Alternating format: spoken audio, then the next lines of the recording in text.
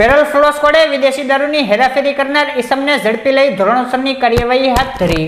Parole flow સ્ક્વોડની team પેટ્રોલિંગમાં હતી તે વેળાએ બાતમી મળી હતી કે દીપક ચોકથી આડોડિયાવાસ રોડ ઉપર એક ઈસમ શંકાસ્પદ થેલાઓ લઈને ઊભો છે।